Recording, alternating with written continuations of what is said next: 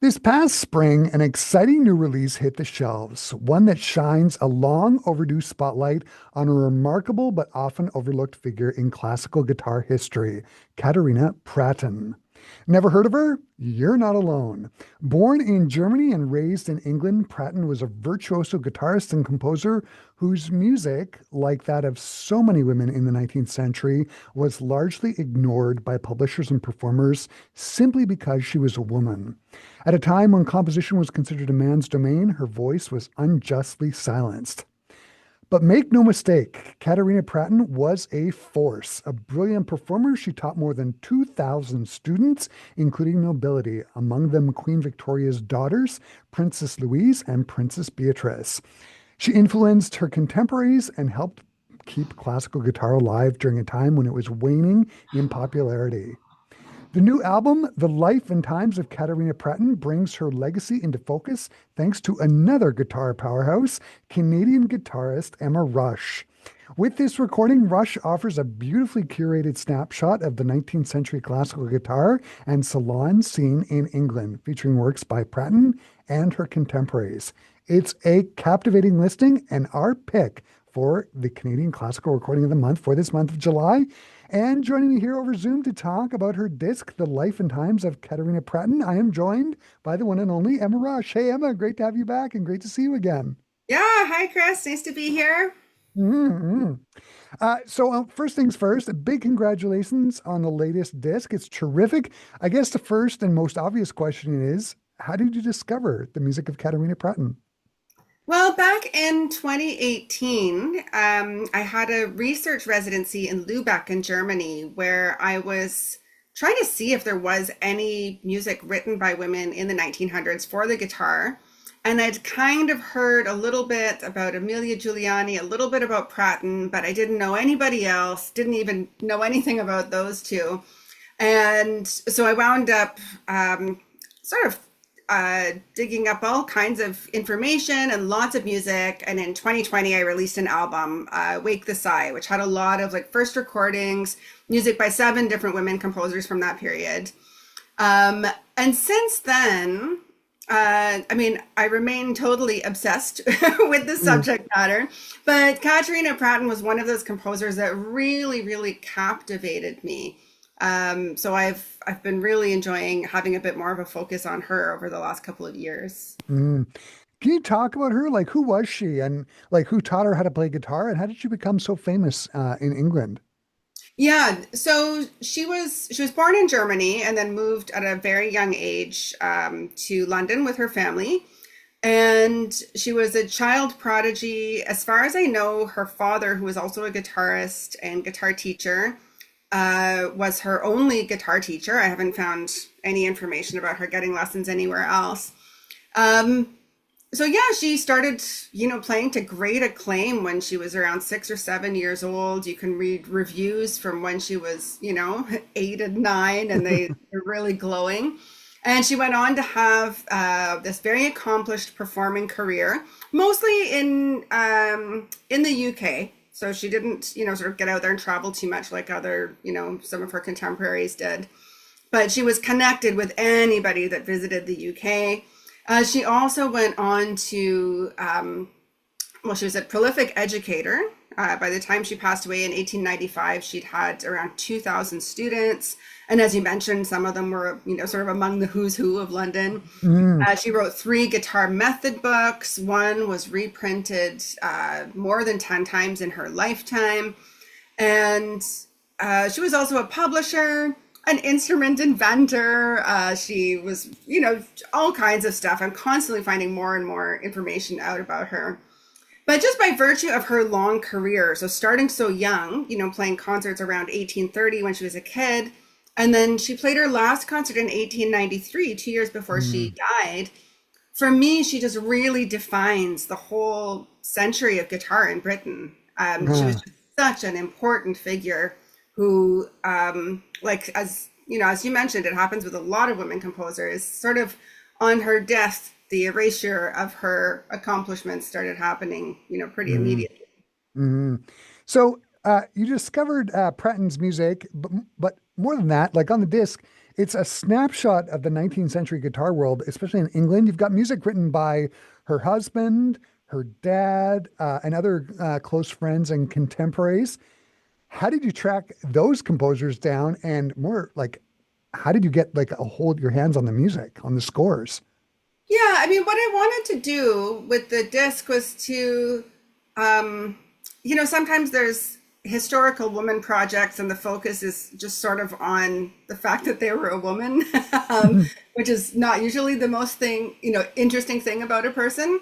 So with this, I wanted to try and create a picture of, her connections in the world, her influence, her legacy, what influenced her, and sort of let the music kind of speak for itself and connect with other music from that period. So it was mostly sort of getting to know her life as much as I could, and then trying to figure out which pieces and which composers would have sort of the most relevance to her. So it's all music that's really connected to her. So I started, in a pretty obvious place, which is in her home. So I included a piece by her dad, who wrote quite a lot of music. He also started the first English language guitar magazine, which I got to read at the British Library in London. And it was so interesting to get this like snapshot of all the 1830s guitar gossip at that time. Yeah. And then there was other things like Leonard Schultz was a composer that was active in London at the same time. And I knew there was a connection, between him and Pratten. So I found, I just sort of started going through his catalog and found that the last pieces he wrote were at the request of Pratten, and that she actually played those pieces in concert, so then it seemed like a natural to include those. Or with music of Francisco Tárrega, who of course is one of the most famous names in guitar. His most famous prelude, Lagrima, was written during a visit to London in 1881 when he was hanging out with Pratten. So that also, I just tried to find things that just kind of seemed like they would be really connected to her, and But track down the has the music, like, was the music published, or were you reading off manuscripts? published. It was. Yeah, Nice. everything I played was published. And I mean, Pratten herself was a prolific publisher. Like, she ran a publishing house out of her home. So all of her music that I used, because she had music published by other people as well, but the stuff I used, she published herself. And then also the Leonard Schultz pieces were published by her, and the music that her husband wrote also was published by her. Mm. As you mentioned, she really was a guitar innovator. I was reading the booklet, and one of the things that you make mention of is the dash by Pratten. And apparently, she was one of the first people to use chord symbols in the scores. Can you talk about those? Yeah, I haven't found any other manuscripts or methods that use, just for any non-guitar listeners, there's sort of like a little grid you can see with little dots on it that we find in modern guitar scores that kind of just show you where to plunk your fingers. It's like a short chord or short form for figuring out where to, where to place a chord on the fretboard. And her work is, I mean, it's at least one of the first places where we find it. I haven't, I can't put 100% on that it's the first spot, but I think it is. And then also there's all kinds of notations she kind of invented for showing different ways of strumming, different ways of plucking, different ways of playing vibrato, and they were all unique to her. And you can look in her methods and find like detailed explanations of how she used those symbols and what they meant. What is the significance of the E major tuning that she wrote in several of her compositions? What does that mean for guitarists and for you as a performer? Yeah, this is really cool. So basically, when you have an instrument like in an open tuning, you can strum the strings and it's going to sound like it's already a good chord. So you can play a chord without putting your left hand on the fretboard. So then when you write whole pieces like that, there were two reasons, I think, for doing it. One is that it gives a really great resonance to the instrument to have everything sort of really in that open key. It does have its limits, of course, because you really can only write an E when it's in tuning. But then also, I think for some people, you can actually write sort of harder music in that tuning, and it fits in a more easy way on the guitar. And Pratten was really into making the guitar accessible and great music accessible, even for people that didn't have the highest level of playing. So she has Mm. a huge amount of like incredible intermediate works in standard tuning, but then she also has all these E major tuning things that I think, yeah, I think just made it easier for people to get their hands on like music that sounds very fancy, but is actually quite playable. Mm. Mm. She was respected in England, but also in Europe. Can you talk about her friendship with Francisco Tadega? And he visited her home, right? Yeah, there's a beautiful story about this. So he um, visited London in 1881, and there's a story that he visited Pratten in her home, and they had, spent a beautiful day together. And then at the end of the visit, she presented him with a gold bracelet that he said he cherished forever because the memories of hanging out with her were so wonderful. And this is it's just so neat to imagine this because we also there's a picture that you can see online, but of Pratten's studio where they met. And we're Ah. lucky we've got lots of images of Pratten and of Tarraga, so you can really kind of imagine the scene they were in and imagine that meeting, which would have been something really special. Mhm. And there's a piece on the disc. My understanding is there's some confusion about. Can you talk about the Lucia de la Lammermoor piece on the disc and its association with Torrega and Pratton? Yeah, so Pratten and Tarraga shared a student, which was the eccentric English doctor Walter Lecky. And Lecky started off as one of Pratten's students and then later began studying with Tarraga and also became his patron. So he was financially supporting a lot of Tarraga's activities. And then there's a couple of manuscript books that are known now as the Tarraga Lecky manuscripts. And they're in Tarraga's hand, and there's loads of Tarraga works in there. It's almost all Tarraga pieces. But then this Pratten tune is also in there. And it does say in Spanish, it says like Lucia di Lammermoor por Senora Pratten. But like I think people just misread it and thought it was written for her, but actually in Spanish that means like by her, and Uh, so nobody bothered to check it. And it's until even like quite recently, people just thought that was a Tarraga work. But as soon as you go and just look up Pratten's catalog, you can see that she published it, well before then, and that it's definitely her music. But it's cool. In that manuscript, Tarraga copied the whole piece, but then he also added some extra optional Tarraga edits. He wrote a different ending and then wrote a different variation for the theme and variation section. So that's a kind of a cool connection, and uh, yeah, yeah. yeah. And she also had a very close friendship with Giulio Rogondi, whose music is also on the disc. For those like me who've never heard of him, how important is Rogondi in the guitar world? And can you talk about his etudes and again, that relationship with Pratton? Yeah, so Vergandi was also a child prodigy, and he actually played duos with Pratten when they were kids. And there's this super cute story about how they would have to be put like on top of a platform or a table when they were performing because they were too tiny for the audience to see them, Mm. which must have been very cute. But then Rigondi, he went on to, I mean, he just wrote some of the most difficult, complex, and wonderful music we have from that time period. It's really challenging to play. But he wound up later in his life, he wound up focusing on the concertina, which is like an English accordion, which he was Mm. also a real virtuoso with. So I think he was sort of disillusioned with the state of guitar in Britain at that time. But yeah, they remained in contact, and then his etudes are again they're like a huge part of the modern, well, the guitar repertoire now. And there was a manuscript copy of the first eight of them.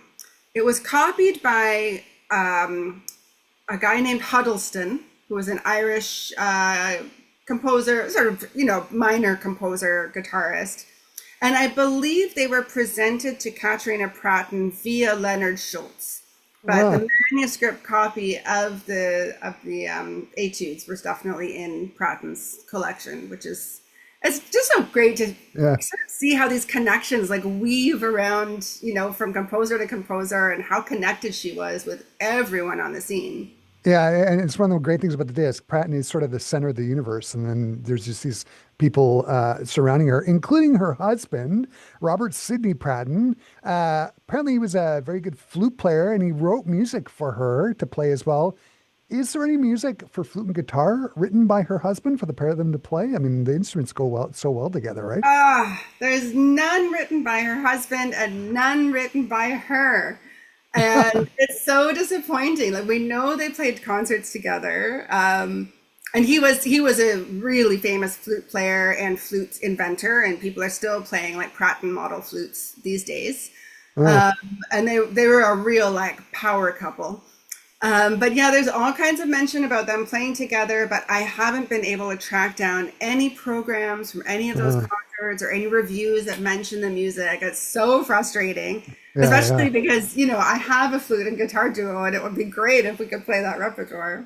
Yeah, yeah. It's a shame. Um, One of the things about the disc is you recorded it on two guitars that are associated with Pratton. From the picture and from the pictures I've seen of the guitars, they look like smaller guitars than your standard classical guitar that you see today. Are the guitars smaller and how do they play? Like, what were they like to record on?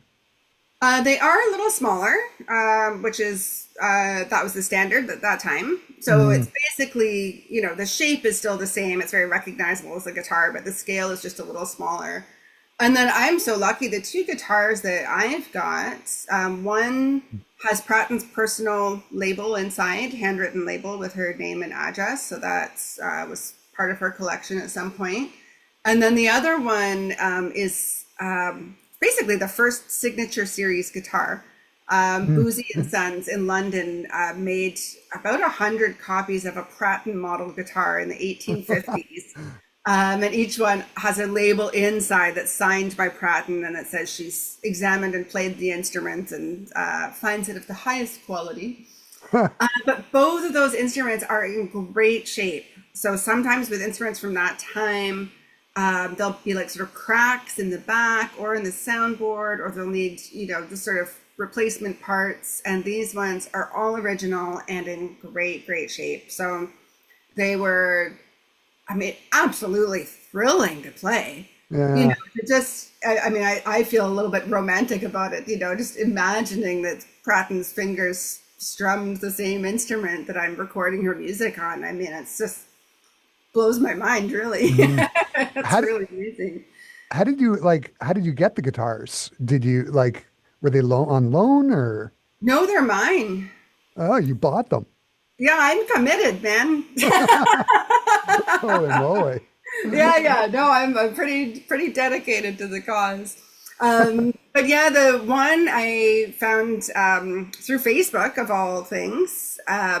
There was a collector who was selling off a few instruments, and there was a Pratt associated instrument in the list, and someone tagged me on Facebook, and I jumped on it. And the other one I actually tracked down in Canada, the Ah. instrument collector in British Columbia.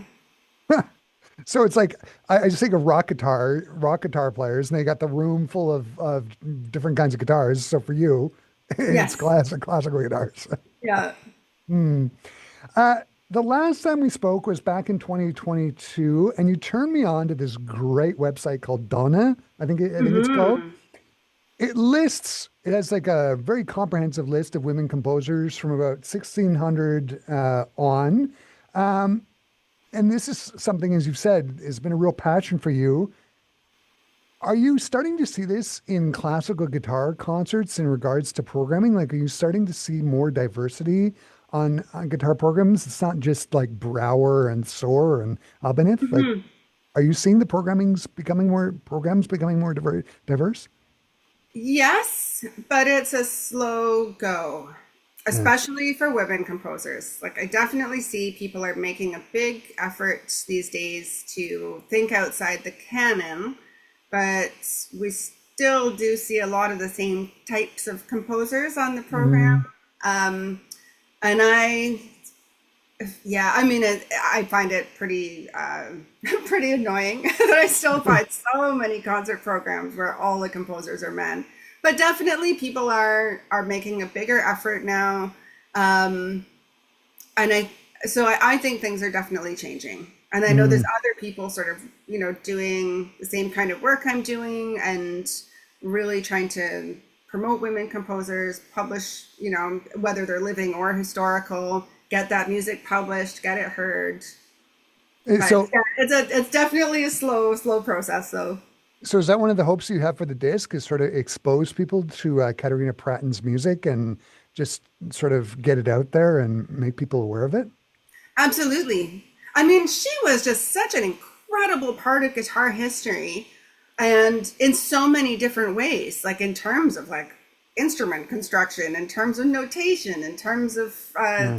all kinds of stuff, pedagogy. Um, and so I think it's it's just been sort of ignored for too long, and this should just be part of our like collective guitar knowledge. Mm, So when we're yeah. talking about Sora and Tarraga, etc., Mm, there's quite a few other names that need to be part of the conversation. yeah. I'm part of the canon. Hmm. It's been really great, Emma. I'm going to wrap the conversation up by asking, are there any plans to play some of this rep at the Guitar Fest West in Calgary that's going to be held at the beginning of August? Well, I am there with my co-director duties and instructing this year, and I'm not playing, but I Huh, have plenty of plans to play this repertoire with my fall tour. I'll be in Calgary at the end of November. I'll be in Lethbridge. I'm all over the West Coast.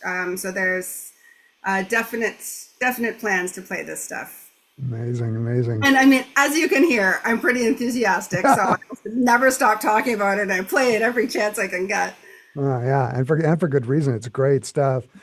Emma, this has been a real treat as always to talk to you. A big congratulations on the release of The Life and Times of Catharina Pratten. It's a marvelous disc.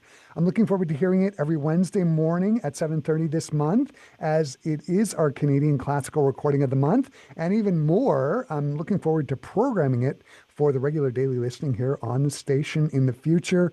Thanks so much for taking the time to sit down and talk to me about this wonderful disc and this wonderful character, Katarina Pratten. Thanks so much, Chris.